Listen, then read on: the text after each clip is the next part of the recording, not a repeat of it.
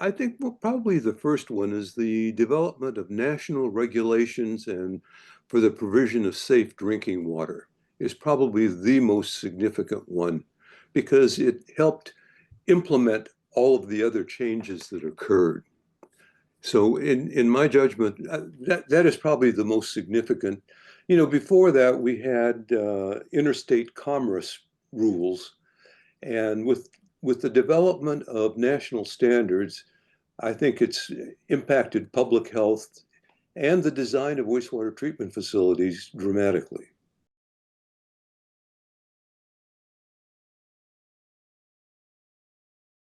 I would say that improved analytical techniques and methods, uh, that has been a major, major development, which allowed us to really understand the constituents of drinking water, both raw and finished. And I think that has been uh, a, really a monumental event because they're interrelated. I mean, with the improved analytical techniques, that really fed into the development of the national standards.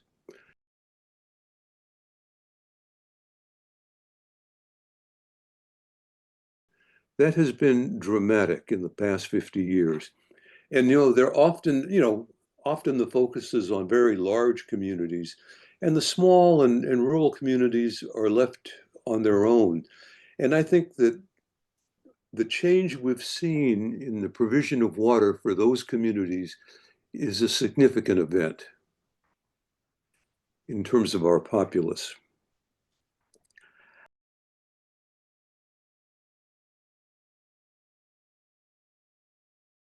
And that was not always recognized. You know, for example, New York has had an extensive program of eliminating septic tanks from the watershed area. Before that, people would build and all kinds of things would happen.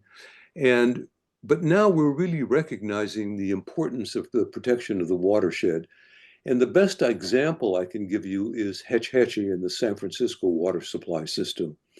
It's protected its watershed all these years, and it's probably one of the best water supplies in the country.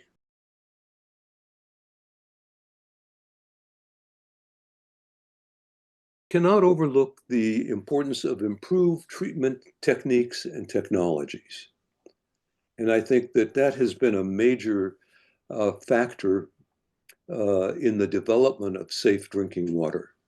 And the we had, for example, sedimentation and all these things, but things like ozonation and biologically active carbon and all the rest, these innovations during the past 50 years have brought us to where we are today.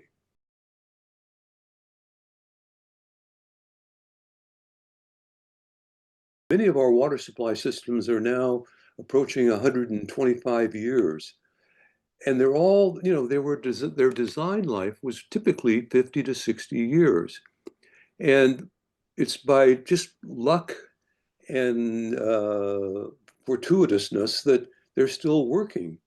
But they're going to come due, and it's going to be a huge expense. And especially as you look at older districts and older neighborhoods and how to develop a consistent policy is going to be very important, I think. So I think that the aging infrastructure is also a significant cost event, and how we're going to pay for it is going to be a challenge in the future, given that you have resources and they're allocated between schools and roads and everything else. How are we going to allocate the money to infrastructure that no one sees? So I think that's one of the big issues.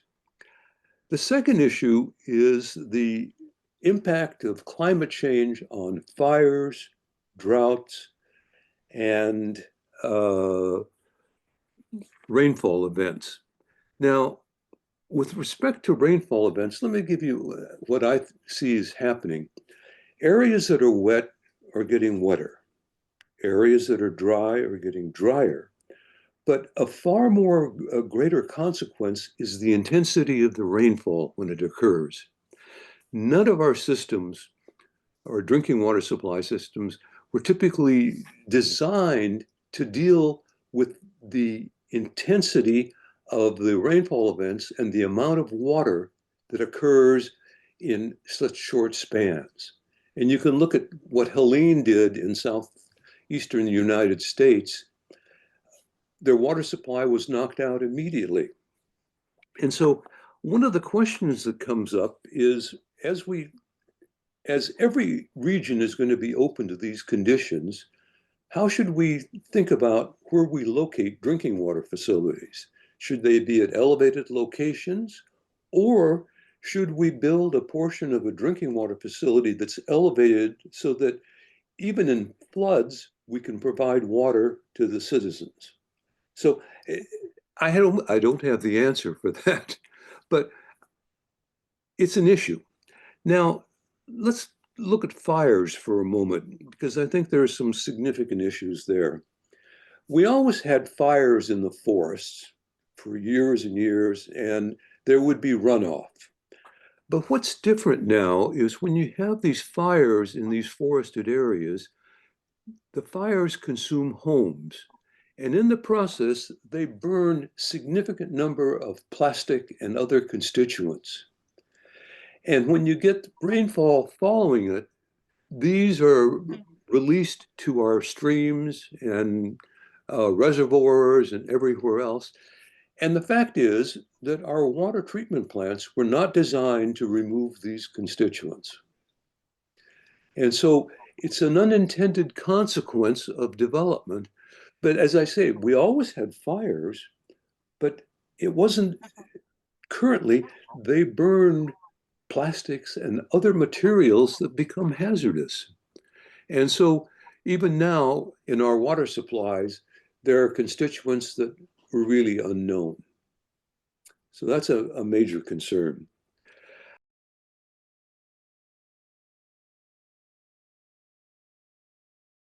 We need a coherent strategy for dealing with new compounds that we identify. Right now, it's just hit and miss. PFAS is identified. What do we do with that? X is identified. What do we do with that? We need some consistent strategy because we're going to find many more of these constituents in in reservoirs and in streams everywhere. And our analytical techniques have improved to the point where we're finding them. So we need a concerted and an integrated strategy. For example, what are you going to, if you install a certain type of treatment, will it deal with particles or constituents of this micro size, et cetera, et cetera? So we need a strategy. The next thing is we also next need to develop integration plans for the the potable reuse of wastewater added directly to water systems. Now, for example, one of the issues is that we can produce high quality, but it's at a different temperature than public water supplies are. So we're going to have to think differently about how we manage that. And so uh, we're starting to develop more reuse of, more potable reuse is being developed. But the question is, what's the proper way to integrate it into an existing system? Now, if you do indirect, the condition is a bit easier, but indirect involves essentially a lot of pumping and a lot of cost for getting water to where you can inject it, let's say, into a groundwater or infiltrate it. And uh, even in Los Angeles, for example, they're talking about a pipeline, huge 27-mile pipeline. The pumping costs will be astonishing. And so if we could integrate potable reuse locally, and I think that's the direction it's going to go. So I think attention needs to be devoted to that.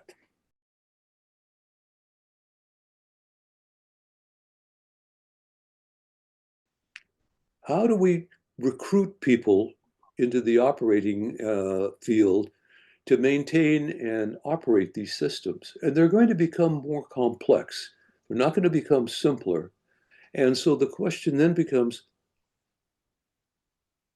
what mechanism? What are we doing to induce more people into the field? And I think that's a major problem that we're going to have to face in the future. Coupled with that, it goes back to our small and rural communities. And as we get better technology, we're going to need better operators. But where are you going to find operators for small communities that are willing to work at the wages that they might be offered? It's going to be impossible for small communities. It's a concern because the operators of the future are going to demand far more greater salaries than the mayor of a small community or anyone else in a small community. I can tell you that for sure. And it's coming to the head right now because they simply cannot afford to put in these systems that require all of this operation. And then finally, funding is a major issue. We talked about it before, but I think it's going to be a significant issue in the future because there are going to be so many other demands for resources from the community. And people are already, let's say, feeling, if you look at this past election, it was based on people's ability to provide food. How much more are they willing to provide for safe drinking water? It's just a challenging question.